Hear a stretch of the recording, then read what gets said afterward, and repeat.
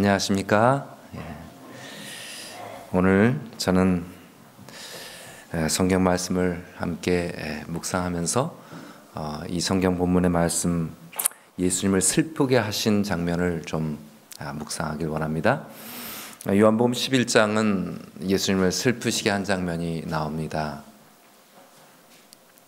세상에서 가장 큰 이적을 베푸신 예수님께서 그 이적을 베푸시기 직전에 참 슬퍼하셨습니다. 요한복음 11장은 예수님께서 나사로를 살리신 장면이 나오는 장입니다.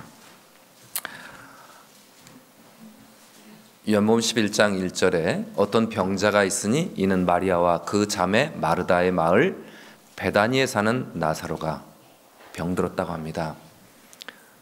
나사로, 마르다, 마리아, 이 세 남매가 사는 베다니라는 곳이었습니다. 이 마리아는 향유를 주께 붓고 머리털로 주의 발을 닦던 자요, 병든 나사로는 그의 오라비더라. 12장의 병든 이 향유를 옥합을 깨어서 예수님의 머리에 붓고 발을 그 머리칼로 닦던 여인이 12장에 나오는데, 이것은 성경을 한 예수님 돌아가신 지 한 6, 70년 후에 한 100년 가까운 AD 100년 가까운 때에 쓰셨기 때문에 순서를 미리 이야기하지 않았습니다. 이 일이 있은 후에, 한참 후에, 얼마 한 몇 주인지 한두 달인지 예수님이 에브라임에 좀 가셨다가 다시 내려오셨으니까 이 예수님의 머리에 향유를 붓은 것은 예수님이 돌아가시기 한 주 전에 있었던 일이죠. 그런데 나사로가 병들었던 것은 그거보다 한두 달 전에 있었던 일인 것 같습니다. 그렇지만 그 여자의 이야기는 워낙 초대교회에 유명했기 때문에 베다니에는 그 마리아가 있던 집이다 라고 말을 하는 것입니다. 이에 누이들이 예수님께 사람을 보내어 이르되 주여 보옵소서, 사랑하시는 자가 병들었나이다. 예수님은 나사로와 정말 특별한 관계를 가지셨습니다. 그의 누이 동생을 구해주신 예수님의 모습을 보며 나사로는 예수님께 정말 그 집의 근심거리, 그 집의 가장 큰 치욕을 예수님께서 해결하여 주셨기 때문에 이 가장으로서의 나사로는 얼마나 예수님을 좋아했는지 모르겠습니다. 그래서 예수님께 정말로 충성했고, 예수님은 예루살렘에서 어려운 일 당할 때마다 고개 하나, 감람산 고개를 넘어서 베다니에 물러가셨다고 말합니다. 그때 베다니에 물러가셨다 하면은 항상 이 집에 가셨다고 지도에서만 말하지요. 주로 예루살렘에 머물지 않고 고개 넘어 감람산, 예수님 기도하신 감람산을 넘어서, 산 넘어서 이 베다니에 가셔서 나사로의 집에서 항상 편안하게 묵으셨습니다. 예수께서 들으시고 이르시되 이 병은 죽을 병이 아니라 하나님의 영광을 위하며 하나님의 아들이 이로 말미암아 영광을 받게 하려 함이라 하시더라. 이 나사로가 병든 것은 죽을 병이 아니다. 하나님의 영광을 받고 하나님의 아들이 영광을 받으시도록 하나님께서 계획하신 일이다.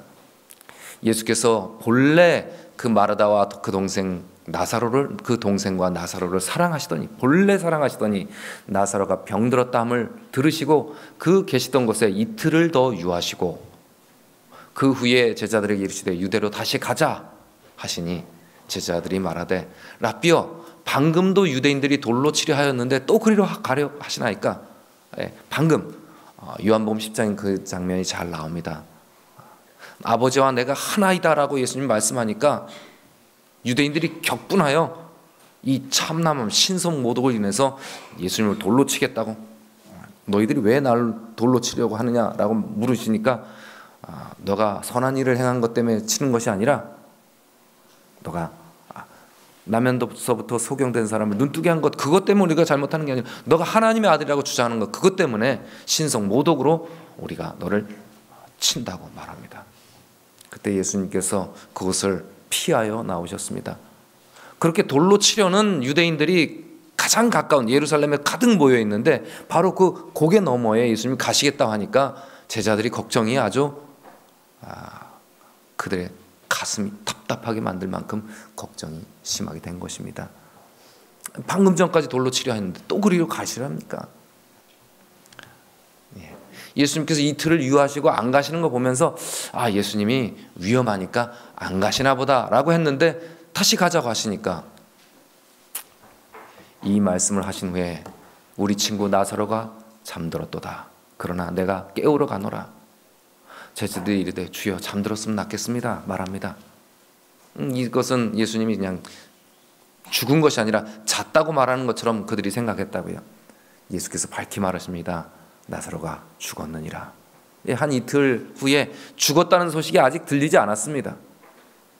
그러나 죽었다. 내가 거기 있지 아니한 것을 너희를 위하여 기뻐하노니 이는 너희로 믿게 하려 함이라. 그러나 그에게로 가자 하시니. 자, 죽었다. 그러나 내가 거기에 있지 않은 것을 기뻐하노라. 너희로 믿게 하려 하노라. 그랬더니 우리는 믿음 없는 도마라고 들리지만 여기 디드모라고 하는 도마가 다른 제자에게 말하되 우리도 주와 함께 뭐하자? 죽으러 가자 라고 말합니다. 이 가면 죽는 것, 죽을 가능성이 매우 높습니다. 예수님은 돌아가실 가능성이 매우 높고 예수님 따라가면 자기들도 죽을 수 있습니다. 믿음 없어 보이는 도마가 우리도 주와 함께 죽으러 가자 라고 말합니다.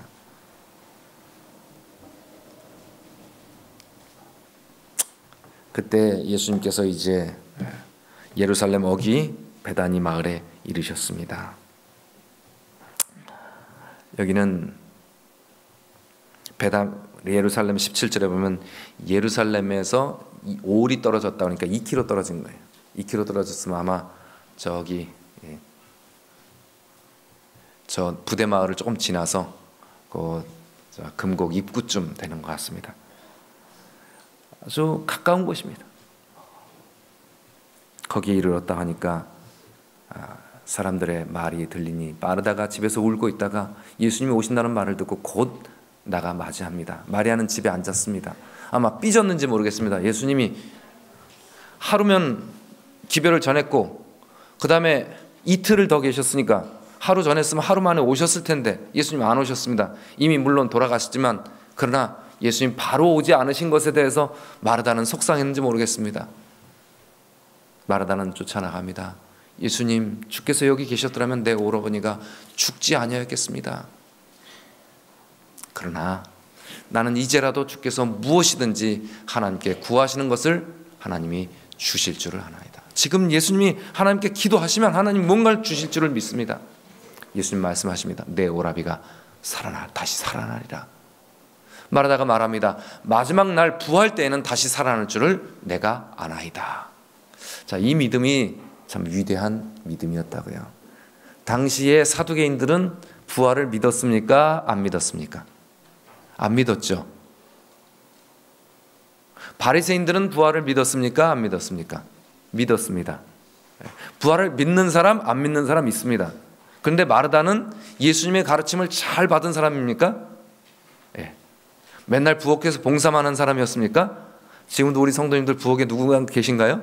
예. 우리 교회도 정말 부엌에서 봉사하는 게 탁월하신 분들인데 마르다 같은 분들이 우리 교회에 많으셔요. 그런데 마르다가 그냥 부엌에서만 봉사가 탁월한 분이 아니었다고요. 여기 보면 다른 모든 사람들이 다시 살아날 것이다 라고 할 때 긴가? 민가? 사두개는 이렇게 가르치고 바리새인은 이렇게 가르치는데 나는 어떤 노선을 정할지 내 마음에 확신이 없는 이때 마르다는 확실하게 말합니다. 마지막 날 부활 때 내 오빠가 다시 살아날 줄 저는 믿습니다. 예수님 가르침을 아주 잘 받은 부활의 확신을 가진 위대한 믿음을 가진 사람이었습니다. 그래서 마리아는 지금 뭐하고 있는데 아직도 속상해서 저기서 예수님 오셨다는데 달려오지 않고 있는데 누구는 달려온 것입니까? 마르다는 달려왔어요. 내 오빠가 지금 이 땅에서는 죽었지만 예수님께서 내 오빠를 마지막 날 부활시키시고 다시 살리실 것이라는 믿음이 그 마음속에 분명히 있었기 때문에 서운하지 않았어요. 서운하긴 서운하지만 예수님 앞에 그냥 원망은 했지만 그러나 좌절하지 않았습니다. 포기하지 않았습니다. 예수님 앞에 나온 것입니다. 위대한 믿음을 가진 위대한 제자였습니다. 그냥 부엌에서 봉사 잘하는 사람이 아니었습니다. 여러 말씀에 보면 부엌에서 이렇게 탁월한 봉사를 하는 일이 봉사심이 가득한 이 여인에게 이 예수님의 부활에 대한 확신을 주셨던 그 믿음처럼 우리의 봉사의 손길 위에 하나님을 향한 분명한 하나님 말씀에 대한 분명한 확신이 합쳐지면 엄청난 일이 있을 것이다 라고 말씀을 하십니다. 오늘 우리 전 장로님을 통해서 케냐와 또 인도와 또 아프리카의 다른 여러 나라들의 이 발 반사 마사지 봉사를 하는 손길들을 보았습니다. 깜짝 놀랐습니다. 야, 이 케냐 사람들은 맨발로 다니는데 발 마사지가 필요할까? 전 그런 생각이 들었어요. 이게 지금 맨발로 다 자극을 해주면요, 우리가 군대에서 행군할 때 분화를 신고 아스팔트 길을 걷는 것이 가장 힘듭니다. 어디를 걷는 게 더 나아요? 돌뿌리가 많은, 행군 해보셨죠 다? 돌뿌리가 많은 비포장 도로를 걸어야 발바닥이 편한데 아스팔트를 계속 걸으면 그렇게 아픕니다. 그럼 케냐 사람들이 골고루 자극을 받는데도 거기가 필요하다고요. 제가 깜짝 놀랐습니다. 마르다처럼 정말 봉사하는 마음, 봉사에 빠른 사람의 그 마음에 이 부활의 확신, 이 바른 믿음이 자리 잡았을 때 마리아도 온 세상에 이름을 날리지만 마르다는 정말 바른 믿음을 가진 위대한 제자로 이 요한복음 11장에 등장하는 것입니다. 마지막 날에 다시 부활할 것, 내 오빠가 다시 살아날 것에 대해서 이 믿음을 가진 사람들이. 제가 라인홀드 니버라는 아주 유명한 신학자가 있는데 그 사람이 이렇게 기도를 했습니다. 하나님, 우리가 바꿀 수 없는 것은 담담히 수용할 수 있도록 은총 내려주시고, 오늘도 우리 교회에서 지금 병마와 신음하고 있는, 싸우고 있는, 하나님 앞에 간절히 기도하고 있는 우리의 형제들이 있습니다. 내가 바꿀 수 없는 것, 우리 성도님들이 경험한 것들입니다. 직장을 잃고 때로는 어려움을 경험하는 성도들이 있습니다. 또 내가 답답한 일들을 내 가슴에 콱 짓눌린 채로 그렇게 내가 바꿀 수 없는 일들을 가지고 있는 사람들이 있습니다. 그럴 때 바꿀 수 없는 것은 담담히 수용할 수 있도록 은총 내려주시고, 우리가 바꾸어야 할 것은 변화시킬 수 있는 용기를 주시고, 오늘 우리의 삶을 바꾸고 우리의 믿음을 바꾸고 우리의 결단을 하나님께서 요구하실 때 그 변화할 수 있는 용기를 주시고, 둘 중 어떤 경우인지 내가 이걸 변화시킬 수 있는 건지 아니면 수용할 것인지 분별할 수 있는 지혜도 주옵소서.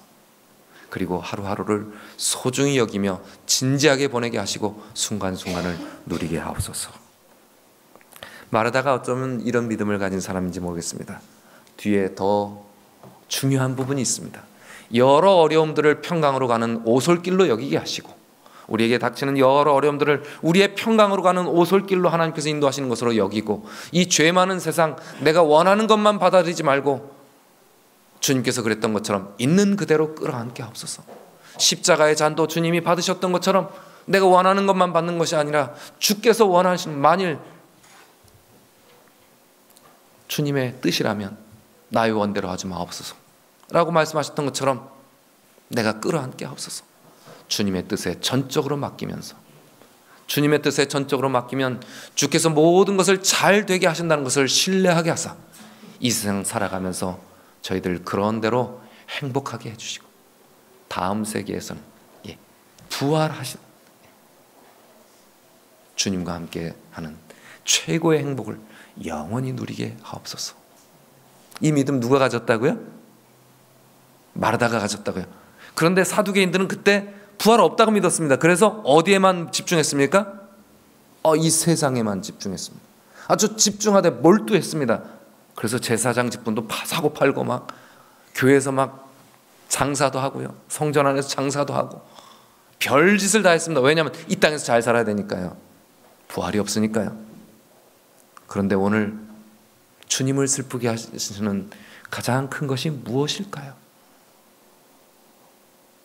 부활이 있음을 잘 믿지 못했던 사두개인들과 사두개인들의 가르침을 받아서 세상에만 집중하고 살았던 유대인들이 예수님을 가장 슬프시게 했던 사람들입니다. 저는 한 주간 동안 교회 부탁을 받고 이 교회 영상 한 5분을 만들기 위해서 여러 자료들을 좀 준비해달라는 부탁을 받았습니다. 그래서 50년대, 60년대, 70년대, 80년대, 90년대 이후로는 우리 성도님들이 다 잘 아시니까 옛날 이야기들을 좀 탐문하기 시작했어요. 미국에 계신 분, 또 영주에 계신 분, 다른 교회 가신 분 몇 분, 그다음에 지금은 교회를 지금 여러 다른 교회 상계동 와서 여러 곳에 있는 분들하고 통화를 해봤습니다. 그래서 이렇게 한 사람 말만 들으면 한 사람 얘기가 옳은 것 같은데 다음 사람 들어보면 또 이게 전체적으로 이제 퍼즐이 좀 맞춰지기 시작했습니다. 공통적으로 우리 교회에서 공통적으로 제가 들었던 아주 아름다운 소식은 무엇이었는가? 50년대, 60년대 우리가 밀가루 교인들이 이 마을에 가득해서 이 교회, 이 동네에 있는 100여 가구가 다 교회를 한 번씩 나왔는데 부모들은 체면이 있어서 잘 못 나고 애들이 오면 애들한테 이제 밀가루를 다 나눠줘서 거의 모든 자녀들이 교회에 나왔습니다. 밀가루 때문에 교회에 남은 것이 아니고요.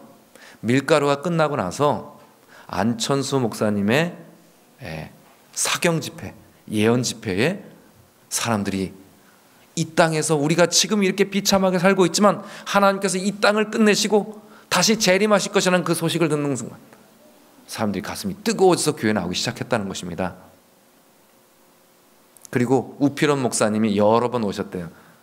우필원 목사님이 제가 어렸을 때 그 무렵에 아마 천성교회에 계셨던 것 같은데 그 천성교회 전에 예언 집회를 계속 해주시면 여러 번 한 해에 3번, 4번 전도회를 했다고 합니다. 그때 한 해 많이 들어올 때는 우리 교회 46명이 새 식구가 들어왔다고 해요. 어른 한 20명, 애들 26명. 가족이 들어오니까요. 그때 우리 성도님들의 마음속에 뜨거웠던 건 무엇이면 이 땅에서 우리가 이 삶을 이렇게 지금 전후에 가장 힘겨운 삶을 살아가던 우리 성도님들이 이곳이 하도 폭격이 많아가지고 아무것도 없었답니다. 집들도 거의 다 부서지고 농사짓기도 힘들고 이게 형편없었답니다. 이 마을이 아주 격전지여가지고 쑥대밭이 된 이곳에서 사람들이 그렇게 암담한 세월에 이 목사님들이 오셔서 예수님은 금방 오실 것처럼 말씀해 주셨대요. 어른 집사님들이, 할머니 집사님들이 말씀해 주시는데 이 목사님들이 오셔가지고 예수님이 금방 오실 것처럼 실감나게 말씀해 주는데 우리 가슴이 뜨거워져서 교회에 나왔다고요. 맞습니다. 하나님께서 그 모습을 보면서 가장 기뻐하셨을 것입니다. 하나님이 예수님이 가장 슬퍼하시는 모습은 무엇인가? 그런 예수님이 곧 오실 것이고 다시 우리가 부활한 후에 하늘에 가서 살 것을 기대하고 살았던 우리의 믿음이 언제부터 슬금슬금 물러가기 시작해서 이제 2000년도 지나고 이제는 예수님이 그 60년대보다 훨씬 더 가까이 오셨음에도 불구하고 예수님이 가까이 오실 것에 대한 믿음을 잃어버린 채 사두개인들처럼 부활 후에 삶이 있을 것을 믿지 못하고 오늘 이 땅에서 오늘 하루하루를 살아가는 것에 전념하는 모습, 그 모습에 예수님은 참 마음 아파하셨습니다. 그 장면이 나옵니다. 예수께서 이르시되 나는 부활이요 생명이니 나를 믿는 자는 죽어도 살겠고 무릇 살아서 나를 믿는 자는 영원히 죽지 아니하리니 이것을 내가 믿느냐? 이 말씀 하시기 전에 내 오빠가 다시 살리라고 하셨어요. 그랬더니 이 사람은 부활 후에 예수님의 날이 올 것이라고 말했습니다. 그때 오빠하고 같이 살 거라고 말했어요. 그러나 예수님 다시 한번 말씀하십니다. 나는 부활이요 생명이니 나를 믿는 자는 죽어도 살겠고 무릇 살아서 나를 믿는 자는 영원히 죽지 아니하리라니 이것을 내가 믿느냐? 그랬더니 위대한 제자 마르다는 이렇게 대답합니다. 사도 베드로보다 훨씬 더 위대한 믿음의 고백이라고 말합니다. 이르되 주여 그러하여다. 주는 누구요? 같이 있습니다. 주는 시작 그리스도시요 세상에 오시는 하나님의 아들인 줄을 내가 믿나이다. 이 세상에 오시는 하나님의 아들이심을 제가 믿습니다. 주님은 그리스도십니다. 이 세상을 구원하실 분이십니다. 우리 오빠를 구해 주실 분입니다. 그리고 마르다가 조용히 집으로 들어가서 여동생을 불러냅니다. 예수님께서 마지막 날에만 부활시키실 것이 아니라 지금 죽어있는 우리 오빠도 부활시킬 것이라는 믿음을 갖고 동생을 불러냅니다.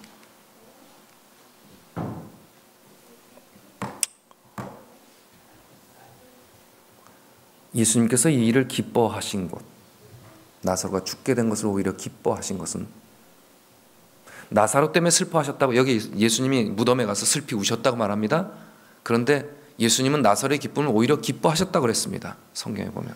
왜냐하면 하나님이 영광을 받으시고 하나님의 아들로 하여금 영광을 받게 하시고, 그리고 사람들로 하여금 하나님의 아들을 하나님이 보내신 것을 예수님의 하나님이 보내신 것을 믿게 한다고, 사람들을 믿게 할 수 있는 기회가 왔다고 예수님 기뻐하셨다고요.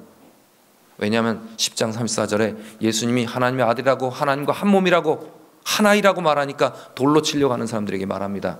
예수께서 이르시되 너희 율법에 기록된 바 내가 너희를 신이라 하였나니 하지 아니하였느냐. 성경은 폐하지 못하나니 하나님의 말씀을 받은 사람들을 신이라 하였거든, 하물며 아버지께서 거룩하게 하사 세상에 보내신 자가 나는 하나님의 아들이라 하는 것을 너희가 어찌 신성 모독이라 하느냐. 하나님이 나를 보내셔서 하나님 말씀하게 하는 것을 너희가 어찌 신성 모독이라 하느냐. 만일 내가 내 아버지의 일을 행하지 아니하거든 나를 믿지 말느니와, 내가 아버지의 일을 행하거든 나를 믿지 아니할지라도 그 일은 믿으라. 그러면 너희 아버지께서 내 안에 계시고 내가 아버지 안에 있음을 깨달아 알리라. 예수님이 방금 전에 한 몇 주 전인지 돌 맞으려고 할 때 그때 말씀하셨던 그 말씀을 이제 말합니다. 이제 다시 그 모습을 보여주려고 하는 것입니다. 내가 나는 믿지 않더라도 내 안에서 아버지께서 이루시는 일은 믿어라. 그러면 내가 하나님께로부터 온 것을, 내가 하나님과 하나인 것을, 내가 하나님 보내신 자인 것을 너희가 믿을 것이다. 바로 이 말을 누가 먼저 한 것입니까?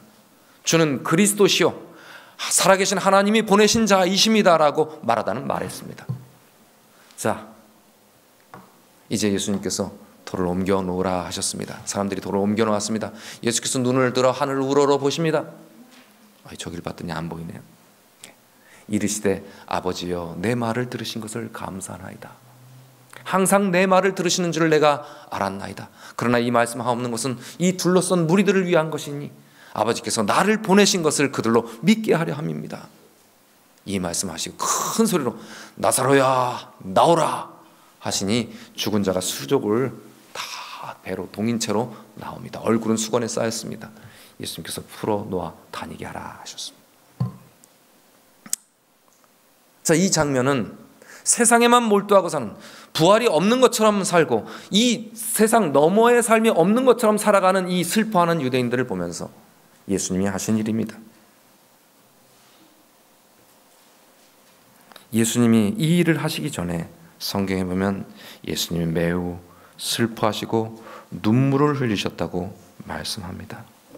예수님께서 몇 번 눈물을 흘리셨습니다. 35절에 우리가 아까 봤는데요. 이렇게 일으키시기 전에 마리아가 예수님 또 뗐습니다. 예수님 여기 계셨으면 우리 오빠가 죽지 않았을 텐데 하니까 예수께서 그가 오는 것과 온 유대인들이 오는 것을 보시고 예수께서 불쌍히 여기시고 심령에 비통하게 여기셨다. 이 나사로 때문에 비통하게 여기신 게 아니고요. 나사로가 죽었다는 것을 슬퍼하는 사람 때문에 예수님께서 비통히 여기시고 눈물을 흘리셨다고 말합니다. 35절에 그가 어디 있나 주여 보십시오. 와서 보십시오. 예수께서 35절에 뭘 흘리시더라? 눈물을 흘리시더라. 예수님이 우신 것 3번 나옵니다. 잘 보십시오. 지금 나사로의 죽음은 기뻐하셨다고 그랬어요. 오히려 내가 거기 있지 아니한 것을 너희 때문에 기뻐한다. 나사로의 죽음 가운데 내가 있지 않은 것을 기뻐한다고 했으니까 나사로 죽음은 지금 슬퍼하신 게 아닙니다. 예수님께서 눈물을 흘리신 것은 무엇 때문이라고요? 이 땅이 전부인 줄 알고 사두개인처럼 살아가는 사람들, 오늘 예수님의 재림을 그렇게 숨가쁘게 기다리면서 곧 오실 것처럼 기뻐하던 우리 성도님들, 선배님들처럼 살지 못하고 어느샌가 우리의 믿음이 떨어져서 오늘 내 눈앞에 있는 직장, 내 눈앞에 있는 빚, 내 눈앞에 있는 일들을 해결하고 내 눈앞에 것만 보고 살아가는 사두개인과 같은 신앙을 가지고 있는 우리 때문에 예수님 비통해 하신다고요. 아주 비통해 하신다. 그리고 예수님 저절로 그 마음이 비통하시고 저절로 눈에서 그냥 눈물이 흐릅니다. 너무 눈물이 많이 흐르니까 사람들이 보았습니다. 눈물을 조금 흘리신 게 아니에요. 이 나사로를 얼마나 사랑한다. 좀 우시는 거 좀 봐라. 예수님은 나사로 때문에 울지 않으셨는데도 이 땅이 전부인 줄 알고 그냥 슬퍼만 하는, 거기에 허겁지겁 살아가는 우리들의 모습을 보면서 슬퍼하셨습니다. 거기에 우는 사람들이 오늘 우리의 모습이 아닙니까? 예수님 곧 오실 것처럼 기쁘게 살아가던 우리들, 때로는 끼니가 없고 당장 이 봉두매에서 모든 사람들이 정말 앞길이 막막할 때도 이 교회, 이 조그만 교회 요쯤이죠. 이 조그만 20평 사진을 보니까 아주 그래도 번듯하더라고요. 요 옆에 초가집, 그곳에 꾸역꾸역 몰면서 그 안에 뭐 손을 모으고 있는 사진도 뭐 어제 유영식 장로님이 한 20장 가져왔는데 거기 별 사진이 다 있습니다. 아이들이, 많은 아이들이 그때 그 어려울 때 면류관을 다 이렇게 종이 면류관을 쓰고 있고, 곧 예수님 오실 것 같은 그 기쁨으로 사람들이 모여들던 그 믿음이요, 지금 예수님이 훨씬 더 가까워졌는데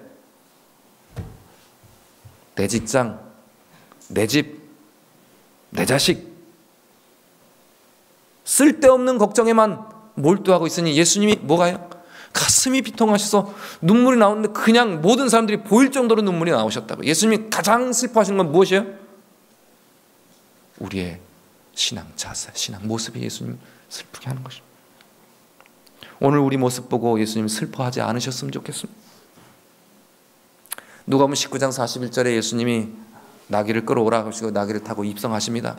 그리고 언덕 위에 그 베다니에서 그 언덕 강난산 위에 올라가셔서 이 성전으로 입성하려고 하실 때 그 성을 보면서 눈물을 막 흘립니다. 왜 우시냐고 사람들이니까, 보라 저 성이 저렇게 아름답지만 사람들이 토둔을 쌓고 그 너희를 애워싸고 그다음에 너희 자녀를 막 바위에다 갖다 집어 던지고, 그리고 성전이, 저 성전이 저렇게 튼튼한 성전이 다 분해돼서 돌 하나도 돌 위에 쳐놓이지 않을 것이다. 그 모습 보시면서 지금은 저렇게 저 성전, 저 왕국이 영원할 것처럼 보고 살아가는 그 사람, 곧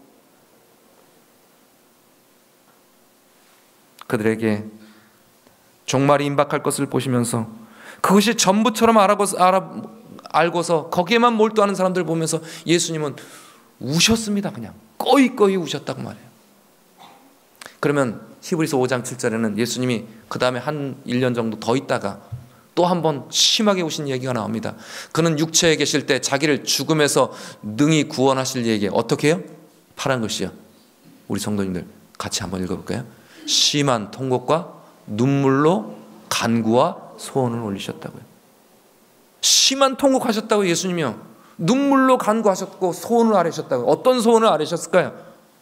아버지요, 아버지요, 내가 이렇게 하나님 아버지께서 이렇게 보내셔서 저들을 구원하시려고 하시는데 이 땅이 전부인 줄 알고 거기에만 몰두하고 내가 자기들 욕심이 안 맞다고 반대하고 자기들 원하는 거 안 해준다고 그렇게 영접하지 아니하고 저렇게 그냥 이 세상에 몰두하고 정신없이 살아가는 저들을 정신 차리게 하시고 눈을 돌게 하시고 눈을 들게 하사 하늘 보게 하옵소서, 그런 소원 올리지 않았을까요?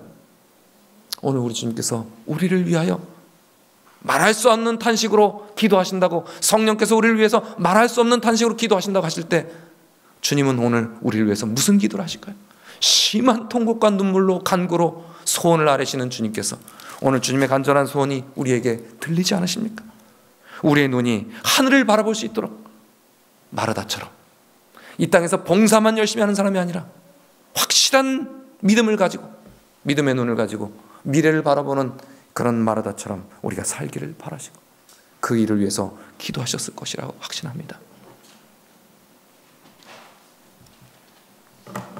나사로를 살리신 이 최고의 이적은 그의 사업과 신성에 대한 그의 주장에, 내가 하나님으로부터 온 것을 너희가 내 일을 보고, 내 하는 일을 보고 믿어라. 그럼 내가 하나님 보내신 걸 너희가 믿게 할 것이다. 10장에 말씀하셨죠? 이 나사로를 살리면서 그 이적을 통해서 하나님이 보내신 것을 자기 증거에 도장을 꽉 찍으셨다고요. 자, 말씀을 정리합니다. 예수님을 믿지 못한 사람들 두 부류가 있었습니다. 많은 사람들이 나사로를 살리면서 예수님을 다 믿게 됐어요, 유대인들이. 그런데 그 중에 믿지 않은 사람들이 있습니다. 바리새인들. 이 사람들은 뭐 해야 됩니까? 자기들이 부활이 있다고 분명히 믿는데 예수님 뭐 하셨어요? 야이로의 딸은 막 잠들었다가 깼으니까 안 죽었다고 말하고, 청년도 이렇게 했는데 관에 실려 나가다 했으니까 이 청년은 이거 뭐 갑자기 심장마비로 갖다가 묻으면 이게 뚜껑을 닫았는데 살아난 사람 많이 얘기하죠? 그럼 뭐 이거 아니다라고 말하는데, 지금 나흘이나 돼서 썩어가는 사람을 살린 것은 누구도 부인할 수 없습니다. 그러면 누가 기뻐해야 됩니까? 자기들 교리를 누가 증명해 줬어요? 예수님이 증명했으니까 제일 좋아해야 될 사람이 누군데요? 바리새인들인데 이 사람들이 뭐 때문에요? 자기들이 가르치는 복음을 누가 가르치지 않으니까요. 자기들이 가르치는 거 방대되는 거예요. 이 땅에서 우리가 하나님이 이 나라에 복 주시고 이 나라를 온 세상에 최고 만들어야 되고 내가 대장 돼야 되는데, 지금은 내가 지금 이렇게 어렵게 살아도 예수님 메시아 와가지고 이 땅을 확 이렇게 발전시키고 온 나라를 지배하게 하면, 내가 이렇게 충성스럽게 살았으니까 지금은 내가 이렇게 좀 가난해도, 바리새인들 가난했으니까 그때 최고의 1등 공신 메시아의 오른팔 되어서 나중에 권세를 좀 떨치고 싶은데, 예수님은 이 땅에 관심을 안 두시고 어디에 두셔요? 하늘에 두셔요. 바리새인들 자존심에 부활이라는 이 강력한 증거를 보고도 믿지 않았습니다. 자존심이에요, 자존심. 사두개인들은 원래 그냥 세상에 몰두하고 살았습니다. 세상에만 전념했습니다. 오늘 우리가 예수님을 슬프게 하시는 일들이 우리의 자존심, 때로는 우리의 마음속에 하나님께서 성령으로 역사하셔도 우리의 자존심이, 내 욕심이 그것을 무시하게 만드는 일이 있지 않을까? 아니면 제가 이 땅을 살면서 그냥 세상에 몰두만 하느라고 확실한 증거를 받아보지 못하고, 그 옛날 예수님의 곧 오실 것처럼 실감나게 우리의 마음을 감동시키고 뜨겁게 했던 그 믿음을 잃어버린 채 살아가고 있지 않으십니까?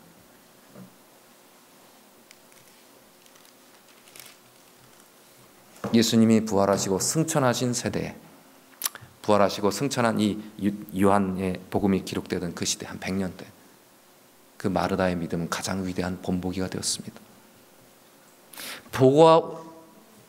보고서야, 만져보고서야 믿는 도마 같은 우리들에게 보이지 않는 것을 확실하게 믿은 이 마리아의 믿음, 오늘 우리에게 정말 필요한 믿음 아니겠습니까? 오늘 아침에 이렇게 지나오신 분들은 보셨을지 모릅니다. 우리 화단에 기적이 일어났습니다.